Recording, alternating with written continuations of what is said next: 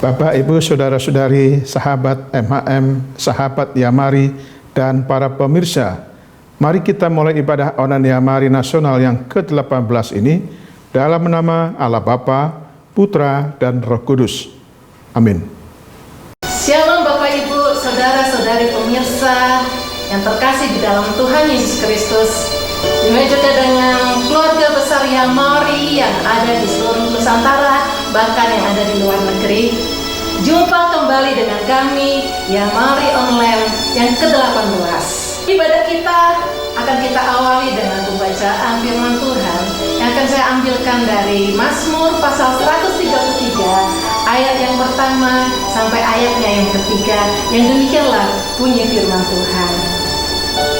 Nyanyian Ziarah Daud. Sungguh alangkah baiknya dan indahnya apabila saudara-saudara diam bersama dengan rukun, seperti minyak yang baik di atas kepala meleleh ke janggut, yang meleleh ke janggut Harun dan ke leher jubahnya, seperti embun di gunung Hermon yang turun ke atas gunung-gunung Sion, sebab kesanalah Tuhan memerintahkan berkat, kehidupan untuk selama-lamanya. Saudara, kita percaya hanya dekat Allah saja kita merasakan ketenangan dan damai sejahtera. Di dalam situasi sulit dan kondisi yang tidak jelas ini, saudara, kita percaya di masa COVID-19 pemeliharaan tangan Tuhan tetap ada pada kita. Baiklah Bapak Ibu, kita akan bersyukur kepada Tuhan dengan menyanyikan sebuah pujian yang berkata, "Oh betapa indahnya."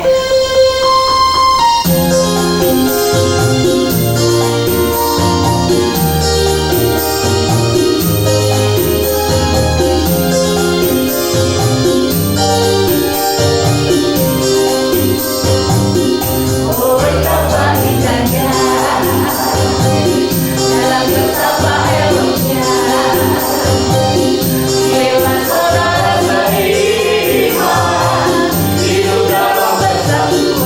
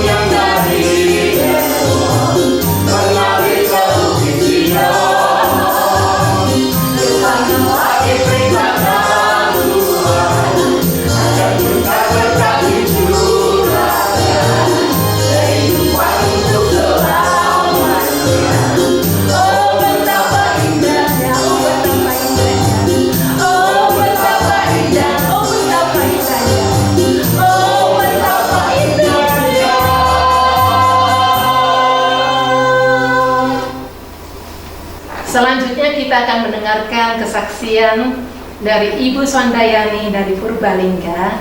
Waktu dan tempat kami persilakan.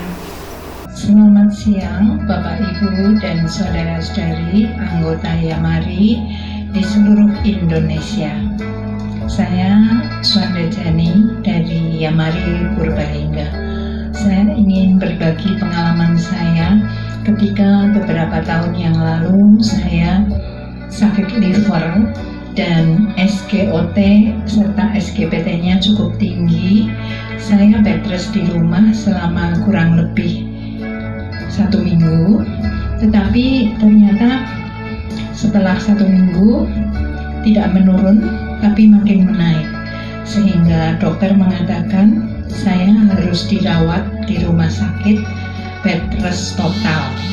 Sehingga sore harinya saya mulai opnam, dan yang terjadi adalah saya sulit tidur. Sudah diberi obat tidur berkali-kali namun tidak mempan, sehingga terpaksa dokter memberikan tusuk jarum sehingga saya bisa tidur. Tetapi saya juga sulit makan, nggak suka makan, rasanya mual, enak dan sebagainya. Dan 2 hari setelah saya mondok, saya kembali dicek darah, ternyata SGOT dan SGPT semakin tinggi. 2 hari kemudian dicek juga semakin tinggi, sehingga setelah hari ke-8 tidak ada perubahan, justru semakin tinggi, semakin sulit tidur, semakin sulit makan. Seorang teman baik kami, yaitu Dr. Yayan Gunawan, menganjurkan supaya saya keluar dari rumah sakit. Nah, terus saya tanya, kalau keluar dari rumah sakit, terus bagaimana? Kamu nginep saja, pilih hotel yang kamu suka atau villa di Baturadèn. Nah, jadi saya merasa senang, sakit kok malah disuruh nginep di Baturadèn. Jadi supaya membawa apa yang menjadi hobi saya. Pada waktu itu saya hobi filateli, mengumpulkan perangko, dan juga saya menyukai banyak lagu-lagu gereja maupun lagu-lagu barat. Itu juga dibawa koleksinya, membawa tape recorder, dan saya ditemani oleh seorang genduk kecil perempuan yang berumur 12 tahun. Tetapi ketika hari pertama tiba di Baturadèn, saya tidur dengan nyenyak tanpa pertolongan obat apapun. Dan karena Dokter Yayan mengatakan nggak usah minum obat apa-apa, saya tiba-tiba punya ide mengeluarkan botol minuman, diembunkan, maksudnya ditaruh di luar jendela, tetapi dikasih kain kasa supaya tidak kemasukan serangga. Nah, itu saya berdoa Tuhan sendiri yang akan memberikan obat di dalam botol minuman itu. Keesokan paginya saya minta sarapan, dan kelihatannya enak sekali makan. Dan kemudian siang juga makan dengan enak, sore juga makan dengan enak. Jadi ketika sore hari suami saya kembali ke hotel dari tempat dia bekerja, dia terheran-heran, loh kamu seharian makan makanan sebanyak ini? Iya, tapi kan berdua sama si genduk. Oh ya sudah. Nah, sehingga saya menikmati masa istirahat itu dengan senang hati.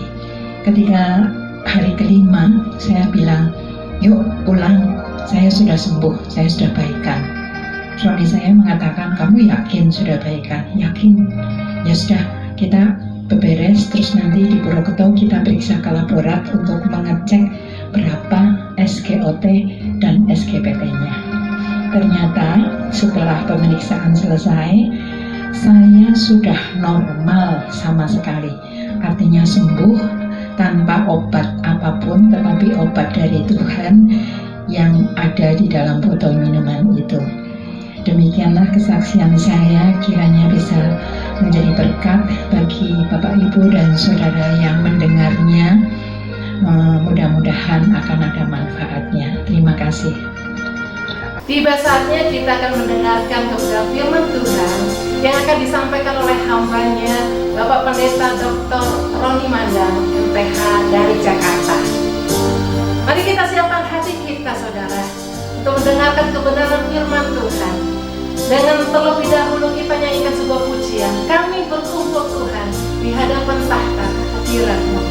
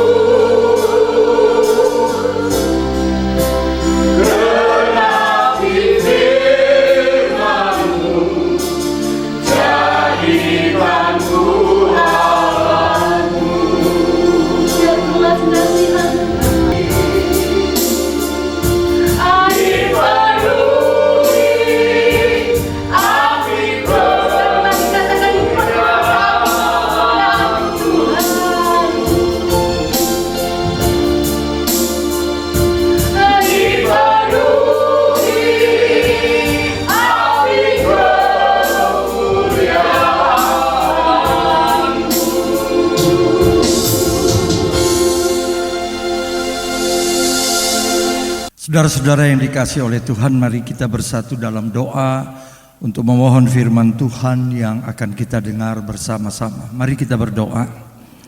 Bapa kami dalam sorga, puji dan syukur karena kami tetap berada di dalam pengasihan Tuhan, bimbingan Tuhan dan penyertaan Tuhan. Saat ini kami siap untuk mendengarkan firman-Mu. Kami berdoa, Bapa buka hati pikiran kami supaya kami diberkati oleh Tuhan melalui firman-Mu dan kehidupan kami terus menjadi berkat bagi sesama. Di dalam nama Tuhan Yesus Juru Selamat yang hidup, kami berdoa dan bersyukur kepadamu. Amin. Shalom. Saudara-saudara yang dikasihi oleh Tuhan, mari saya ajak saudara-saudara sekalian, kita membaca Kisah Para Rasul pasal 18 ayat 1 sampai 3. Kitab Kisah Para Rasul pasal 18 ayat 1 sampai 3. Demikian firman Tuhan. Paulus di Korintus ayat 1. Kemudian Paulus meninggalkan Athena lalu pergi ke Korintus. Di Korintus ia berjumpa dengan seorang Yahudi bernama Aquila yang berasal dari Pontus. Ia baru datang dari Italia dengan Priscilla istrinya, karena Kaisar Claudius telah memerintahkan supaya semua orang Yahudi meninggalkan Roma. Paulus singgah ke rumah mereka, dan karena mereka melakukan pekerjaan yang sama, ia tinggal bersama-sama dengan mereka. Mereka bekerja sama-sama karena mereka sama-sama tukang kemah. Sedemikian jauh pembacaan firman Tuhan. Yang berbahagia kita yang sudah membaca firman Tuhan, mendengarkannya dan memelihara dalam kehidupan hari lepas hari. Amin. Saudara-saudara yang dikasihi oleh Tuhan, dalam pembacaan kita khusus pada ayat yang ketiga, di situ tertulis beberapa kali kata sama-sama, bersama-sama, bersama-sama. Dan ini menunjukkan adanya kebersamaan antara suami istri Yahudi yang menjadi percaya, yaitu Aquila dan Priscilla, serta mereka berdua suami istri dengan Rasul Paulus. Dan ada persamaan, mereka sama-sama bekerja membuat kemah. Saudara-saudara, di dalam tema kebersamaan atau togetherness, saya ingin menyampaikan bahwa kebersamaan menjadi penting.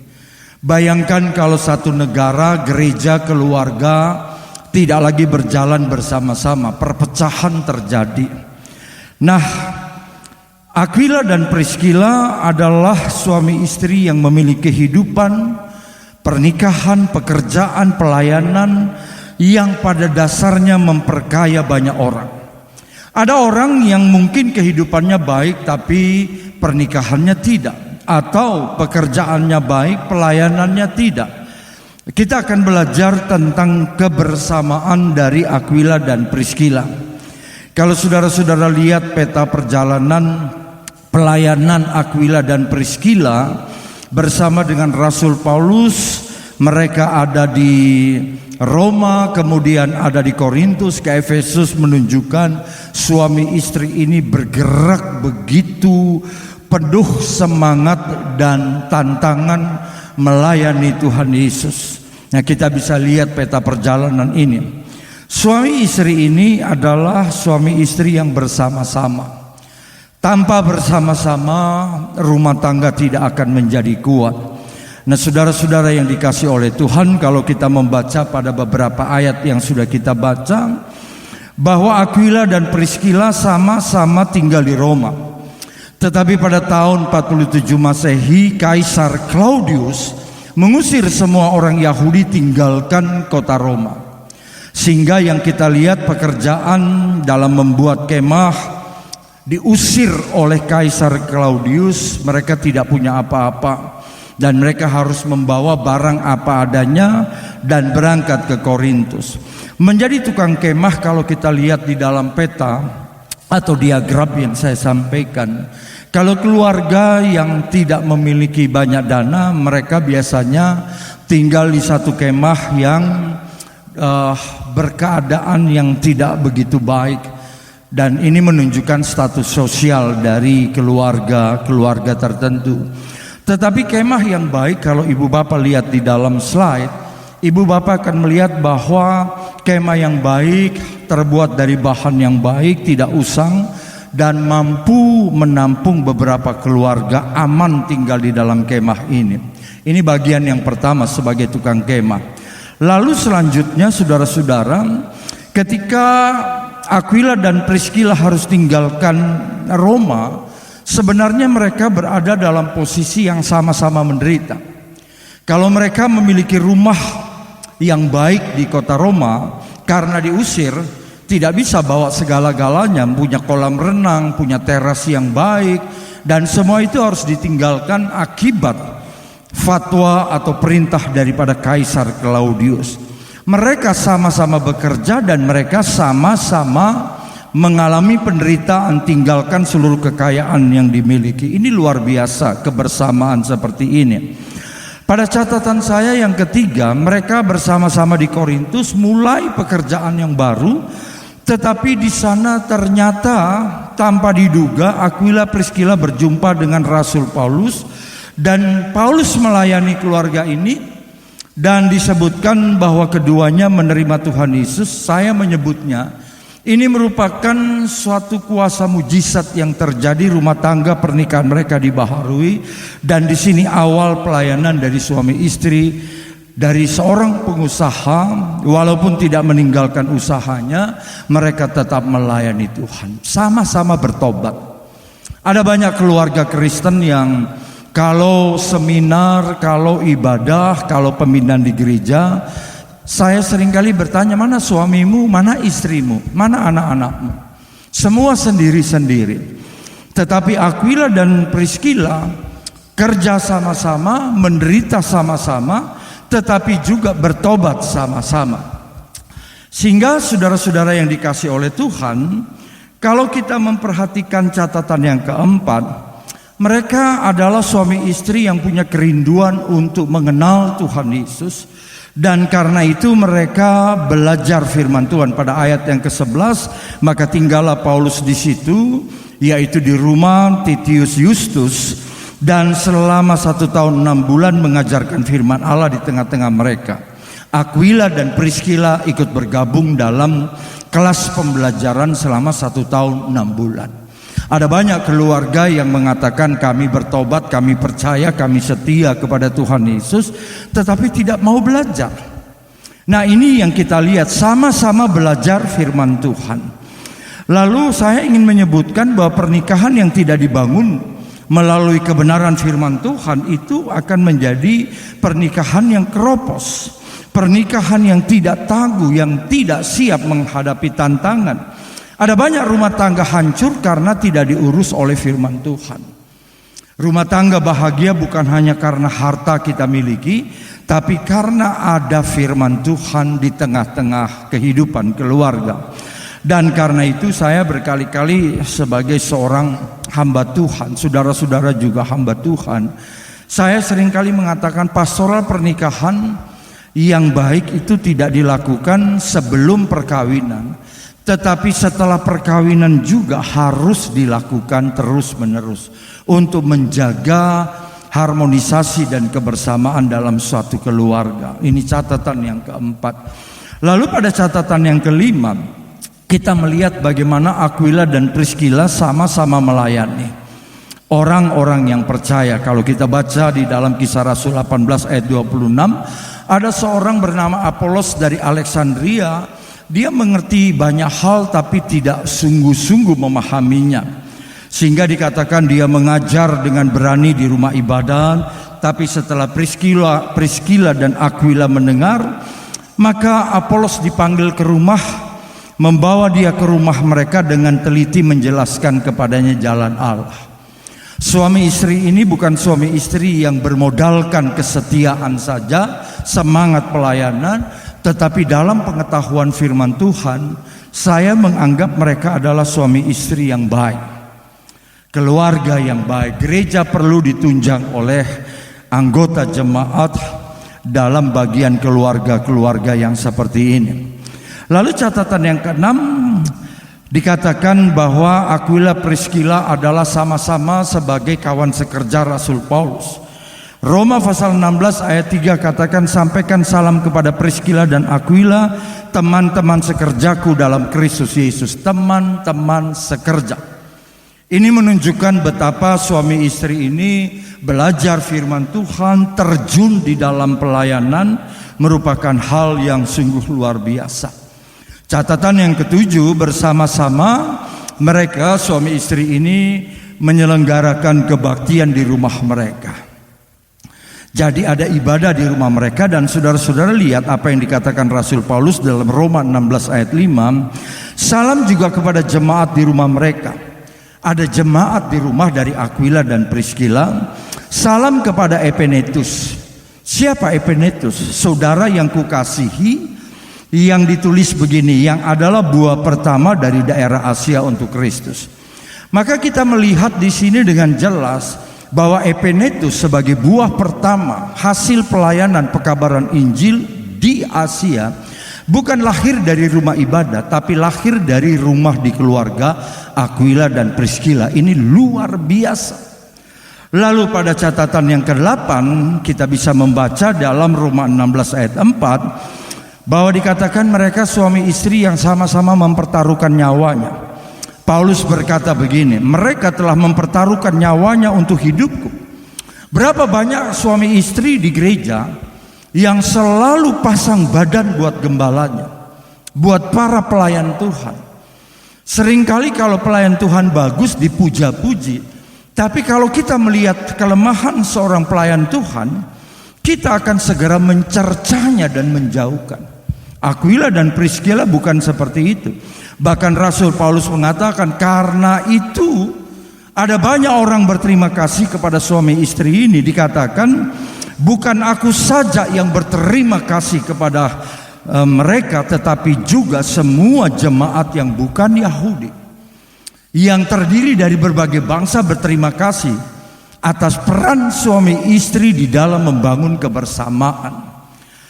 Lalu catatan yang ke-9, saudara-saudara yang dikasih oleh Tuhan, banyak orang berterima kasih karena kehidupan mereka telah diperkaya oleh Aquila dan Priscilla.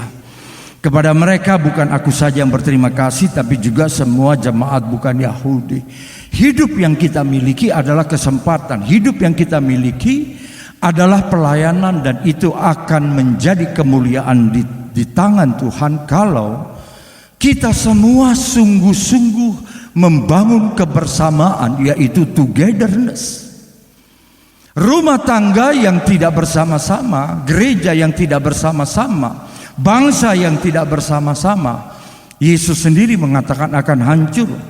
Dan akhirnya saudara-saudara, saya ingin menyampaikan apa yang dikatakan oleh Tuhan Yesus dalam Lukas 11 ayat 17. Tetapi Yesus mengetahui pikiran mereka lalu berkata, setiap kerajaan yang terpecah-pecah pasti binasa, dan setiap rumah tangga yang terpecah-pecah pasti runtuh.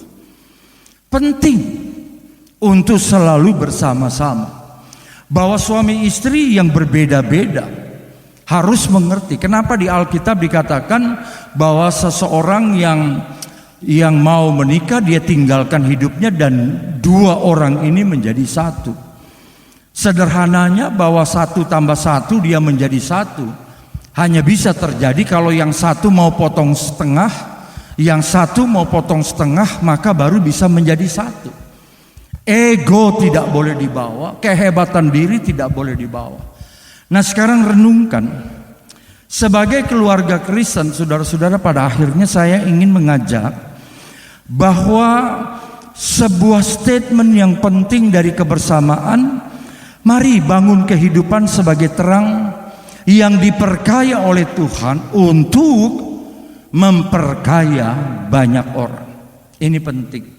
Kita sudah sering kali mendengar menjadi berkat untuk memberkati, tapi dari bagian ini kebersamaan, togetherness, saya ingin menyampaikan mari bangun kehidupan sebagai terangnya Kristus, garam dan terang dunia.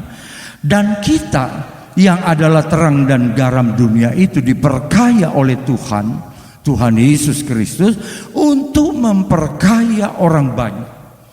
Sehingga di sini yang kita mengerti, yang kita pahami, bagaimana orang-orang yang bukan Yahudi berterima kasih kepada Aquila, kepada Priscilla, karena mereka mempersembahkan hidupnya kepada Tuhan secara sungguh-sungguh. Kiranya Tuhan Yesus memberkati kita sekalian, memberkati saudara-saudara dimanapun kita berada di tengah situasi pandemi COVID-19. Mari percaya kita masih tetap membangun kebersamaan, menjadi kuat di antara keluarga, di antara umat Tuhan, dan di antara masyarakat bangsa ini. Amin. Mari kita berdoa. Bapa dalam surga, puji dan syukur karena pada saat ini kami sudah mendengarkan firman Tuhan, dan kami mohon kepadamu, bangun hidup kami untuk Engkau perkaya, dan kami dimampukan untuk memperkaya banyak orang. Hal ini hanya mungkin terjadi kalau kebersamaan itu bukan hanya di kata-kata, bukan hanya di khotbah, di nyanyian atau di seminar, tapi merupakan kehidupan yang nyata seperti Aquila dan Priscilla.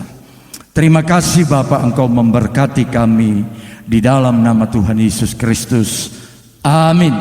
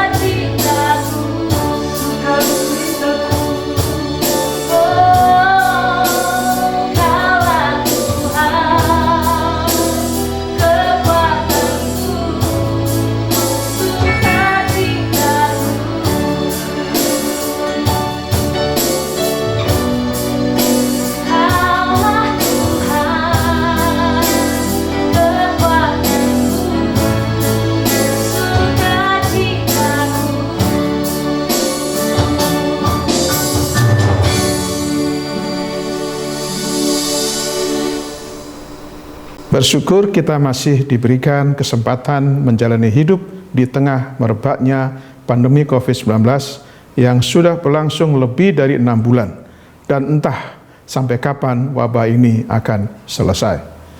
Mari kita jalani hidup ini dengan tetap bersandar kepada Tuhan, tetap percaya dan mempercayakan diri kepada Tuhan.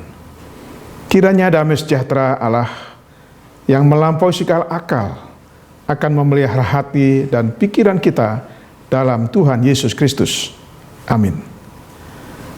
Baru saja kita mendengarkan firman Tuhan yang disampaikan oleh hambanya, Bapak Pendeta Dr. Roni Mandang, MTH, Ketua Umum Pengurus Pusat Persekutuan Gereja-Gereja dan Lembaga-Lembaga Injil Indonesia dan juga sebagai Gembala Sidang GKRI Karmel.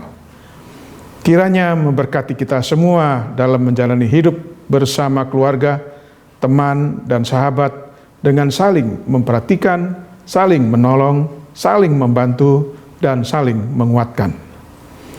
Terima kasih kepada hambanya, Bapak Pendeta Dr. Roni Mandang, atas pelayanannya. Tuhan Yesus memberkati Bapak bersama keluarga dan setiap pelayanan yang dilakukan.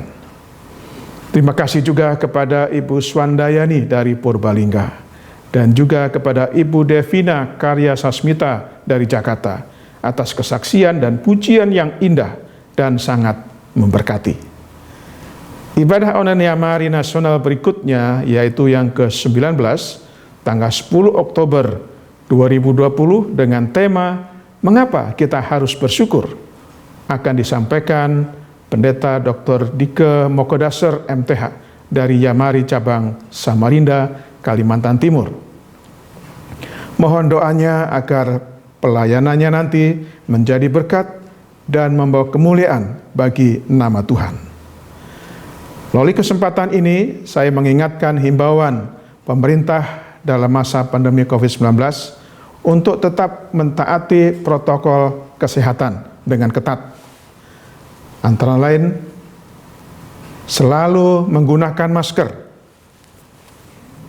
selalu mencuci tangan, selalu menjaga jarak aman dengan orang lain, dengan tujuan memutus mata rantai penyebaran virus corona.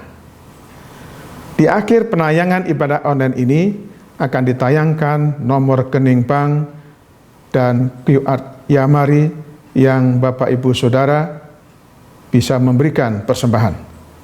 Terima kasih atas perhatian dan supportnya. Tuhan Yesus memberkati. Kita akan masuk dalam doa syafaat.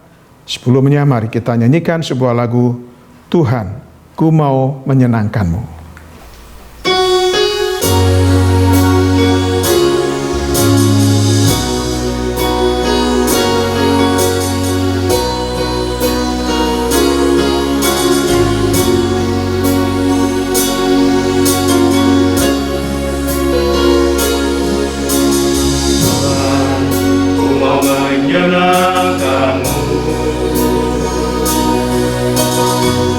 Tuhan, bentuklah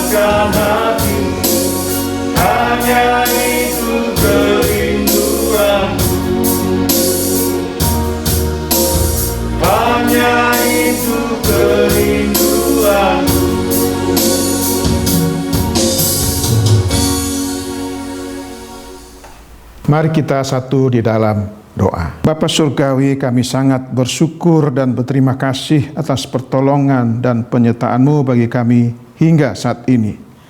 Melalui ibadah online Yamari kali ini, kami bersyukur mendapatkan pemahaman, pengetahuan, dan pengertian tentang kebersamaan dalam menjalani hidup bersama keluarga, dalam menjalani tugas pekerjaan, dan juga tugas pelayanan.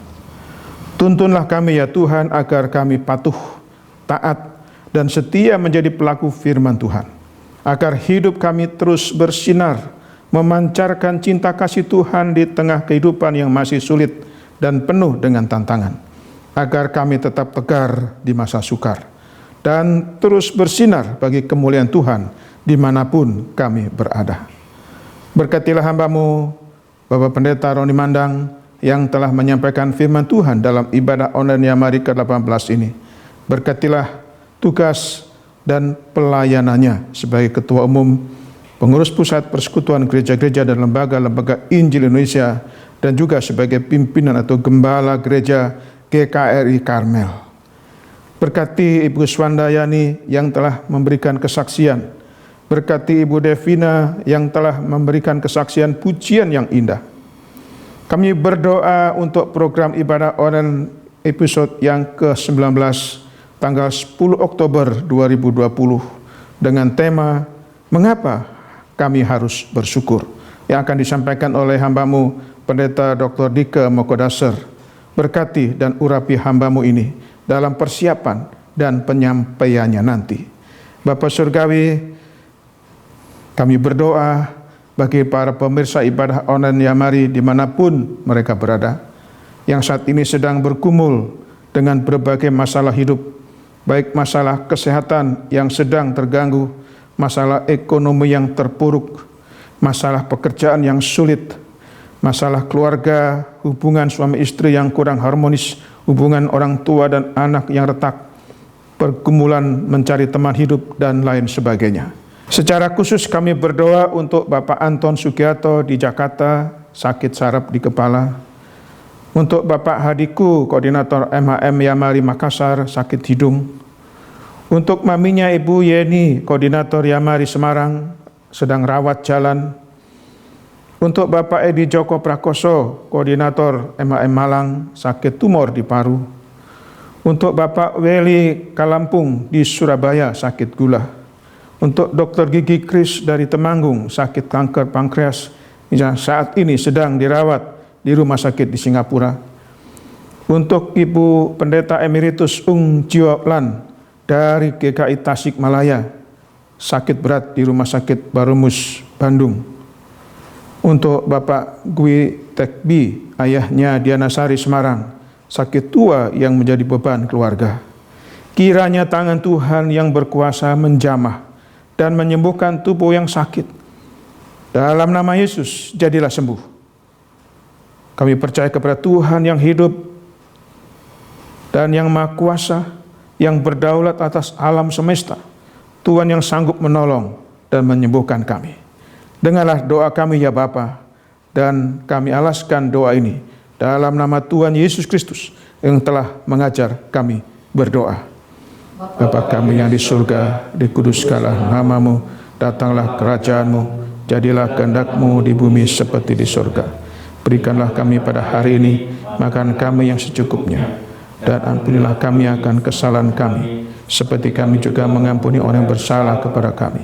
Dan janganlah membawa ke dalam pencobaan, tapi lepaskanlah kami daripada yang jahat. Karena Engkau yang punya kerajaan dan kuasa dan kemuliaan sampai selama-lamanya. Amin. Bapak Ibu Saudara yang ingin didoakan, silakan menulis pokok doanya dan menulis nama dan nomor WA, dikirim ke sekretariat Yamari dengan nomor 0877 8488 8642. Sekali lagi ke WA sekretariat Yamari 0877 84 88 8642. Sekarang arahkanlah hatimu kepada Tuhan dan terimalah berkat-Nya. Turunlah kiranya kasih karunia, rahmat, dan sejahtera dari Allah Bapa, cinta kasih Tuhan Yesus Kristus dan persekutuan dengan Roh Kudus menyertai kehidupan, keluarga, pekerjaan pelayanan saudara mulai saat ini sampai selama-lamanya. Amin.